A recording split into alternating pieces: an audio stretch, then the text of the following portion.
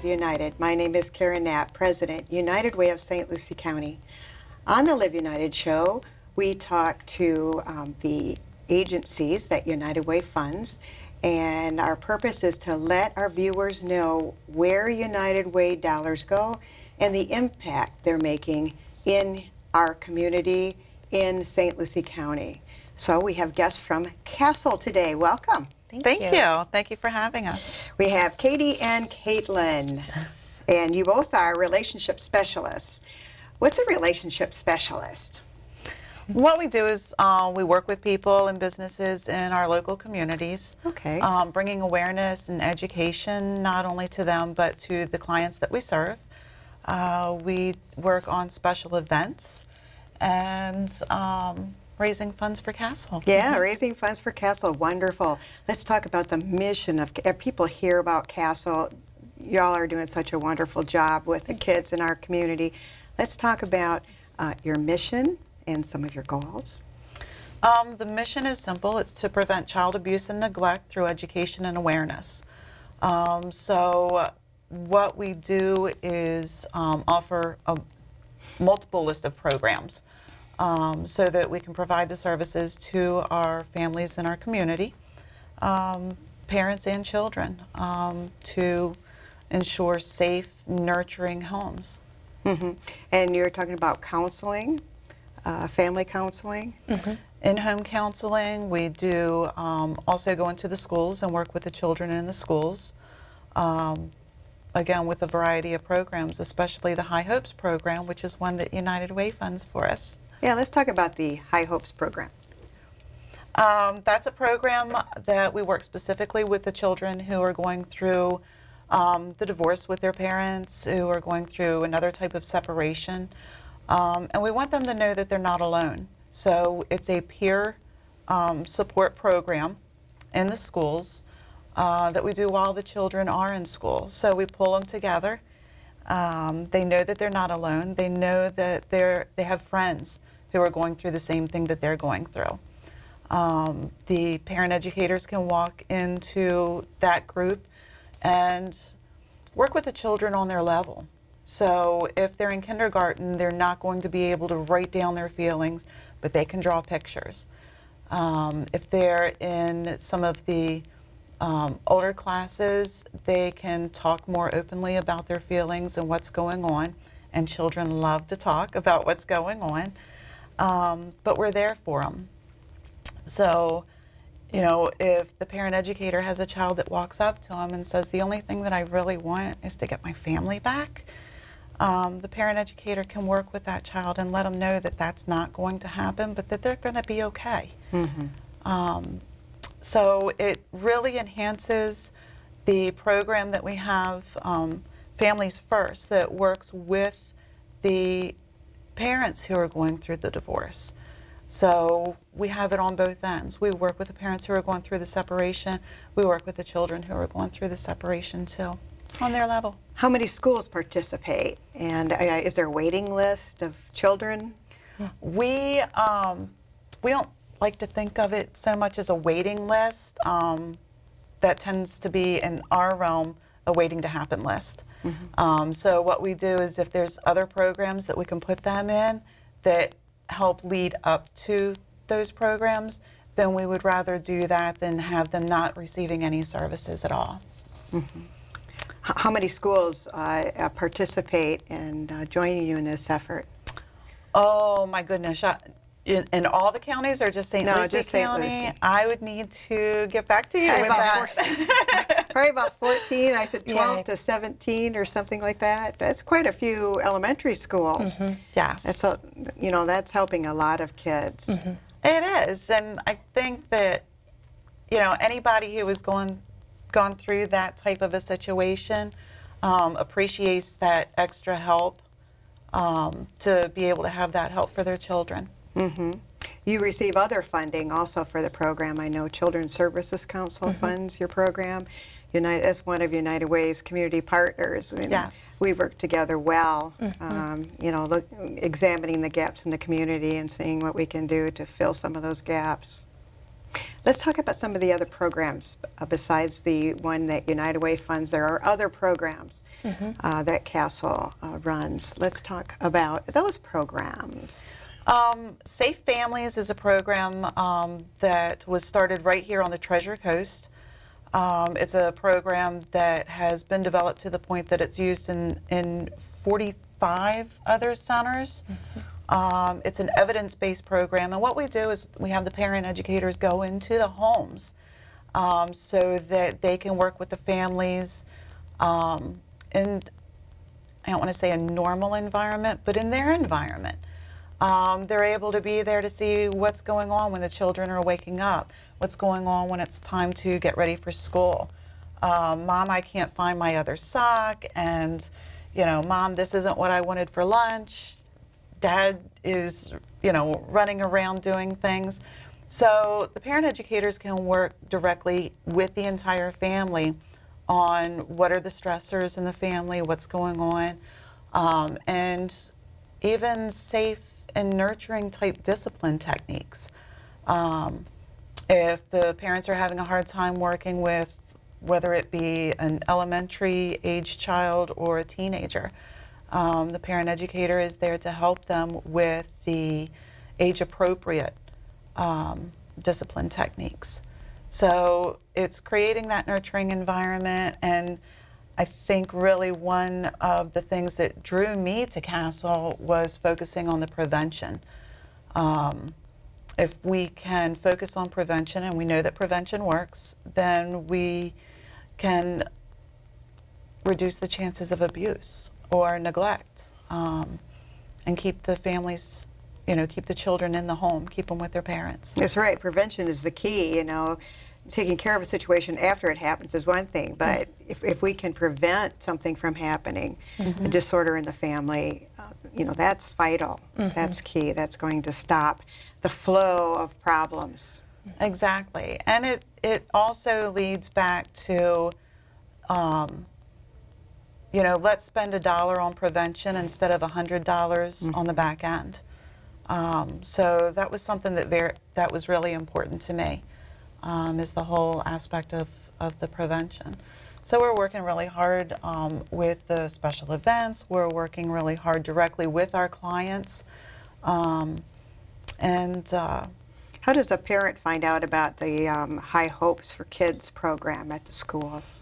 Call the school? Call the school, or even call us, and we can let you know if that program is available in their child's school. Okay, all right, that's great. You do have events, and we were talking about your funders, but you do rely on your fundraising as well. Yes. Let's talk about some of the events. I know that you have an awareness event Memory where I Field. see, yes, the flags on Midway Road. Yes. Let's talk about that first. That is actually just right around the corner. Our first one is here in St. Lucie County on February 17th. It's going to be at City Hall this year, so it won't be on Midway Road, but it'll be on Port St. Lucie Boulevard. And our dedication will be on the 17th at 8 a.m. So the flags will actually be up that whole week.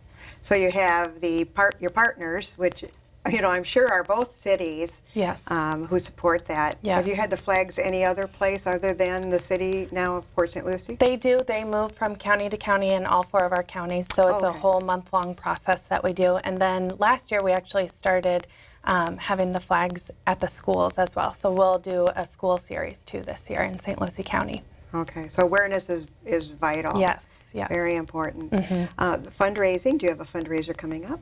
We do. We have several more fundraisers coming up. After our Memory Fields, we have our annual Giving Society events, which are also in all 4 counties, followed by our Stomp Out Child Abuse 5K, 10K. And this year we've done things a little differently with Stomp Out Child Abuse. We've added a fun run series to kind of get our teams going and keep them motivated. So that first fun run will be at Tradition Town Hall on February 13th at 9 a.m. Do you get the businesses involved? We do, yes. do? Yep, a lot of different businesses in the community get involved, and that's kind of why we developed this, that we're all hearing from them that they wanted other events to go prior to Stomp. And it's nice having the businesses involved. I think that this county has great support from the local businesses, and having them not only sponsor the events, but actually out there participating.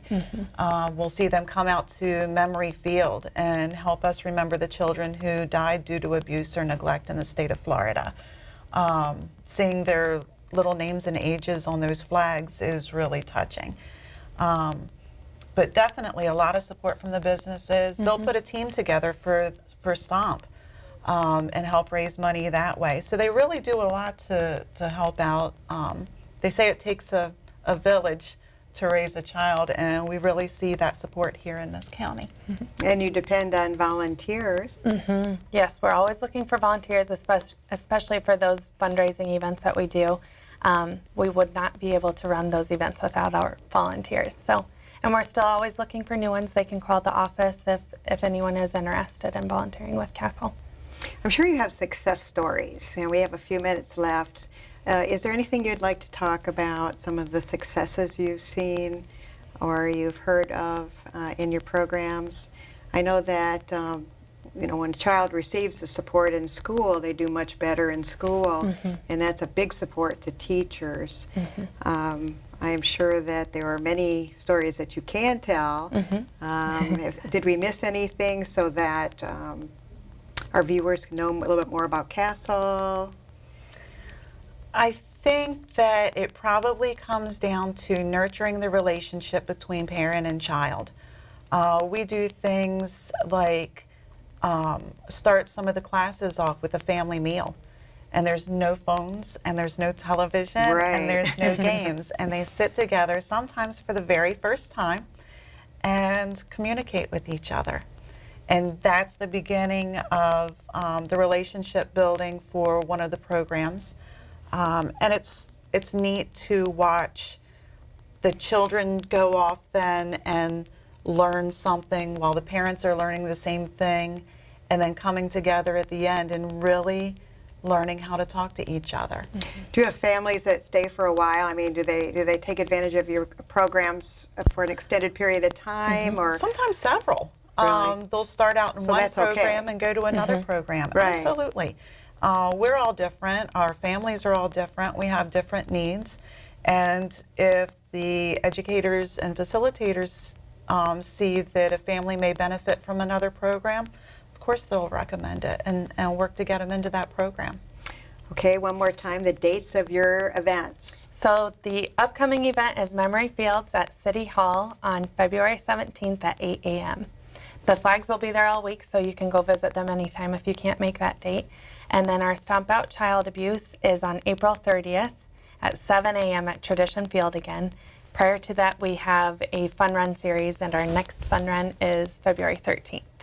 Wow, and they can call CASTLE. Yes. And they can also call United Way, and we can give them your number if they need it. But I want to thank you for being here. It's been lovely meeting you. Thank you for on the having show. us. And we'll be back in just a moment. I'm lucky. Let me help you with that.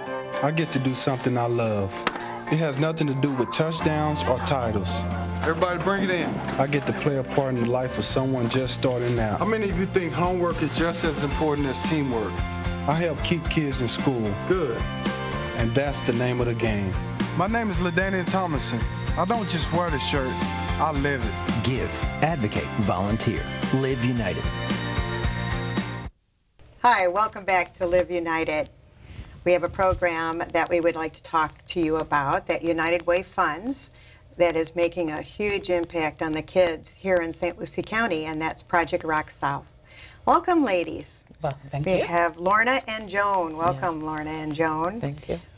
Project R.O.C.K. Now, not everyone knows about that. I know the schools do. Yes. But of the people in the community, what can we tell them about the mission of Project R.O.C.K? The purpose and the mission of Project R.O.C. is to provide a educational and behavior modification program to students who are at risk of not graduating.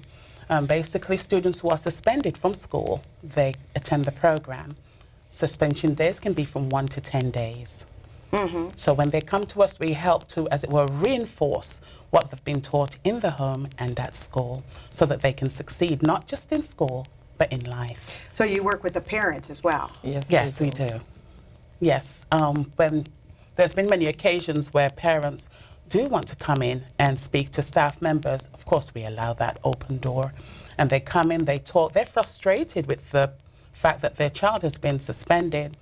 And at that time, we help them to get settled and do referrals to other community agencies that we feel can assist the families to heal. Now, does the child bring his or her homework or work are they allowed to do that so they can continue their schooling? Yes, definitely. At Project R.O.C.K? Yes. Let's talk a little bit about that process. Okay. When they come, when parents and students come, we ask that they bring school homework, the suspension and referral letters to the program. The reason why we, as it were, insist for school homework during the suspension periods, it's important that there is a continuation in their education. If the parents try and cannot succeed to get through to the school, then we, as it were, jump on board and contact the schools on their behalf, at which time or which point work is forwarded to the parents to bring to the location. Mm-hmm. And also, if they do come in without schoolwork, we have assignments for them to do. And we let the parents know that if they do come in without schoolwork, we will have to assign them assignments from Project R.O.C.K. And some of the schools do work with us where they will give them full credit for the work that is done from Project R.O.C.K. As well as attendance. Yes, and credits. attendance. So the schools inform the parent Yes. of the child who's suspended Yes. that you Right. exist, and it's up to the parent to Yes. make that decision whether or not they're going to bring their child to you, program, to yes. Project R.O.C.K South, or what's the alternative? Leave them at home. So it's Yes. much better to have them, somewhere where they're supervised. Let's talk about that supervision and other activities that go on when a Okay. the child arrives at school at Project R.O.C.K. Yes. What are the hours, first of all? 7:30 through 3. Okay. And students can no later than 8:30. Breakfast is served on the premises at 8:30 in the morning. And also students can be picked up, especially the ones that are in high school. They can be picked up the same time they get out of school due to the schedule with the parents working and stuff like that. They are allowed to get out of school, leave Project R.O.C.K at the same time they do get out of school, which is 1:40, 1:45. Now, do you report to the school district as to the attendance of in the progress of the individuals? Well, we do have progress. We do like a progress note on the students each day. And if the school requires it, then yes, we do. And also, in the mornings, they have to, the mornings are like strictly schoolwork. They come in the mornings, they start working on their school assignments, whether it's from school or from Project R.O.C.K. However, with the school, it's 24 to 48 hours to have the work ready. More than likely, some students will come in without work. Some will come in with work. And if they have assignments that started in school, then they will allow them to bring it with them and they can continue working there. They're also allowed to take tests there, or either they could go back to school that day when they're having the test. They allow them to take the test at school and then return back to Project R.O.C.K. If I may say, upon completion of the program, students receive a completion certificate, and that indicates the attendance days as well as behavior. And that goes back to the school, letting them know that they were at Project R.O.C.K South. Now, do parents have to deliver the child to the school each and every day, or can the high school child drive his or her automobile? If they do have a car, yes. Oh, They okay. can drive themselves. We do have also transportation that is offered privately. If parents want to take advantage of it, we do have information to pass off to the parents, especially those that are there for 10 days and parents really have to go to work. We do, and also the public transportation is not too far from the building. That's right. So we also will let the parents know that the kids can ride the bus back and forth to Project R.O.C.K. Okay, we talked a little bit about breakfast. We talked about doing homework. Yes. Are there other activities that the kids are involved in? On a daily basis, we do have workshops, whether it's by the staff and interns from IRSC that's with us. We do workshops as well as have community agencies come in and do workshops, interactive workshops. And the areas that are discussed is anger management, conflict resolution, self-esteem, a whole barrage of topics that affects each student that's there. So they're given the opportunity. One thing in particular that we do is called Project R.O.C.K South Teen Court. We'll set the classroom up like a court room. Of course, I'll be the judge. They don't like that. They says I'm too strict, but somebody has to be. And I'll sit there, as it were, reside over the different cases. And one of the beautiful things about it is that we'll have groups or best friends come in, not speaking to each other, giving each other the bad eye. And when we have teen court, they're able to vent. And what we find out is just a sheer misunderstanding. So you'll have one go over to the other party and says, I didn't know, and so forth. And then they start crying, and I excuse myself and go and boo-boo in the back and come back. But it's beautiful because sometimes they're not given that privilege to express themselves while they're at school. Mm-hmm. But we've learned over the years, as I often said, to communicate, it's not just to hear the verbal, but the non-verbal communication and being able to tap in and realize that there's more going on. And that's what we've gotten to do over the years, tap into the secret code. Yes. How are you today? I'm fine.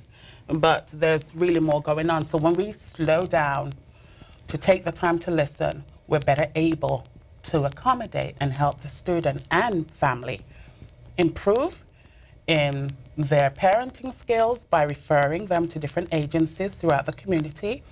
And it's a beautiful thing to see a transformation right in front of your eyes, not just with students, but with the parents. Do you have business community come in to talk about, the future and, what they can hope for once they do graduate from high school? Yes, we do. We have a young lady from Kaiser University that do come in and talk to them about college and different careers that they can get involved in. We also have a young man, Mr. Bird, from PNC Bank. He's awesome. He will come in and talk to them about different things that they can do, how to get into business, start a business, and stuff like that. So yes, we do have people coming from the community business that do business. And you have collaborations. You have other agencies that you do collaborate with. Yes, we do. Let's talk about some of your people you collaborate with. We do have the health department, which come in and talk to them about different kind of STDs, AIDS, because a lot of the students don't realize that Florida is the top right now with the AIDS virus. And we do also teen life choices. They do come in and talk to them about anger management, self-esteem, bullying, and all the good stuff. And we also have, it's called Teen Life Choices and Teen Time. Teen Time is Miss Donna Gibson. They will come in and also talk to the kids about everything. They allow them to ask questions. A lot of kids don't know about the danger of drinking and driving and stuff like that. So they will come in and talk to the kids about these things. And from time to time, we do have a young lady from the police department that do come in also, juvenile specialists, and do talk to the students also about now, different. Do the parents receive a list of speakers and things that you're going to present to the kids so that they're aware of all this? Yes, it's on the form that they fill out. All right. And they will check it off. If they want the student to participate in the workshop, they will sign and check. If they do not want the student to participate in the workshop, they will sign no and check it off. So the parents, yes, they are aware. So what are the age again of the students you accept? From K through 12. Oh, really? Yes. How do you separate them? Well, when you have the manpower, you really can, even though the spacing is somewhat limited. But I says, if need be, use my office. I would rather students be in a safe environment versus running the streets. And with the manpower, the assistants from IRSC, the interns, let's say we have a kindergartner in there and the majority is middle and high school, it's easy to assign someone to the kindergartner so they can do their schoolwork. And of course, we do allow the intermingling, at which time, of course, the supervision is somewhat beefed up, because sometimes the younger grade, they're still young, developing, want to explore, and we monitor that very carefully. And sometimes you'll have the seniors watching out for the kindergartner. Yes, and that's a beautiful thing to see. Yeah, Either work with them, help them with their schoolwork and stuff yeah. like they that. must be, the word must be getting out, because I think the last time I talked to you, kindergarten wasn't in the picture. Either that or the kids are experiencing more problems Yes. in Yeah. school, Yes. which, is a sad thing as Yes. well. Let's talk about the prevention. I mean, you talked about having people come in and talk to the kids about their future. But, and you also talked about anger management, so that is prevention. Yes. Is there anything else you want to talk about that happens during the day that might pertain to prevention?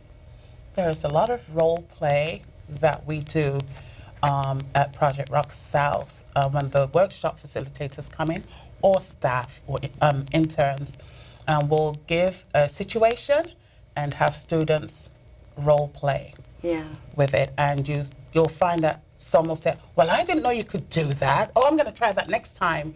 So the role play and having an open atmosphere, as it were, helps students to explore the different possibilities in how to resolve conflict, and it does help. Yeah, that is. You have an event coming up? Well, we are planning a Rock in the Park for this year. That's still in the pipework. So as soon as it's concrete, we will get the word out. So Rock in the Park. Rock in the Park. Sounds like possibly a band involved. No? Yes? Hopefully, yes. Yes. Yes. Yeah, Yes. It's really good when you can give kids Yes. something to do Yes, that's other right. than what we don't have, Yes. at times in our community. Well, is there anything else? You have 1 minute left. Is there anything else you'd like to say? There is a young lady that I would like to talk about. I'm not going to call her name. She was suspended a couple of weeks ago from school, and she was suspended for 10 days. And she was very upset about the suspension. It was a little mistake that she made, and she was very sorry about it. So I said, why don't you write a letter to the principal and let her know how sorry you are and that you won't let it happen again, and prove to her that it won't happen again. She did. She was up for expulsion. I faxed the letter off to the principal. They received it. They called to let me know that they did receive the fax and that the child can come back to school, and the suspension was reduced from 10 days to 5 days, and she was welcomed back to school and she was not expelled. So that was a really good story for me. Oh, yeah, it was nice that you were there to support her. And I do sometimes that all kids the just make time. one mistake, That's it. and we don't want that Yes. to totally Yes, change their life. exactly. We You want know. to show them That's that, right. if they turn it around, Yes. people will accept Yes. them That's right. and bring them back. Yes. Yes. So I'm sure the schools appreciate what you do, and I Yes. know the kids and their families appreciate Yes, what they you do. do. Thank you so much for You're joining welcome. us. Thank and you. Thank you for joining us as well.